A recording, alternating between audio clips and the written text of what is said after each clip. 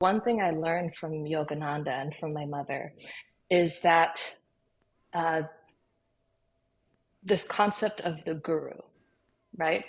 And, you know, however you want to romanticize it or depict it, ultimately there is this idea, right? I had this extreme connection to divine from a very early age from birth. I just had this huge love and desire to become closer to God. I didn't know exactly what enlightenment was or what that meant or, what that encompassed. I just knew that enlightenment had to do with being close to God, and that's what I wanted because I had these incredible experiences of going into trance, going into samadhi, these experiences of enlightenment from an early age. So I didn't have a context and nobody talked about these things. So I didn't know exactly what they were. They just seemed like this is normal, this is life, this ecstasy I feel, this bliss, this love. And so I knew it was coming from God, though. I knew it was from that connection. And so that was my desire, was to just have more of that experience, more of that connection, right? To be able to control the trajectory of my life, to experience greater happiness, to control my mind, to be able to, optimize my potential, to become a better human being, to stay pure and innocent, and to, essentially be, I guess, the choice of God, whatever you want to say from like, a young girl's perspective. But what I found is that through, Yogananda and with the teachings from Jesus is that essentially there is this enlightened being, right? Someone who has this connection, this already established connection. And it's fine, whatever you want to call it. If you want to call it God or consciousness, ultimately it's just a category or a way of talking about something.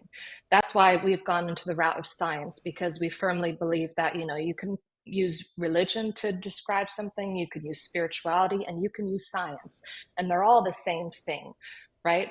It's like, however you want to call a rose, it doesn't make it smell any less sweet or more sweet, right? Like that Shakespearean quote, right? The rose will still be sweet. The rose will still smell the same. So however way you want to describe it or talk about that true reality, that objective truth, it'll still be there and it'll still be the same. It's not going to change.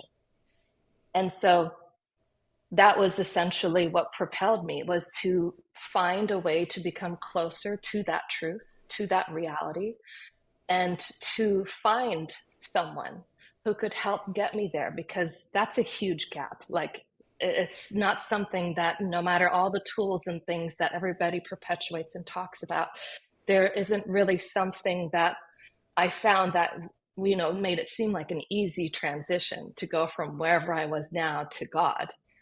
That seems like a huge leap, a huge space. And so that's something I had the foundation of knowing from early childhood, that the enlightened, right, they had this divine embodiment where they could harness this consciousness, this universal energy, or this divine grace, whatever you want to call it again. And in doing so, they can connect you to that source, to that authority, to that consciousness, that pure consciousness. And that's what I wanted more than anything. So that was my life's mission and goal. Everything else was secondary. And in doing so, I maintained my innocence. My whole life was about staying innocent and pure and, just finding a way to connect. And that's it.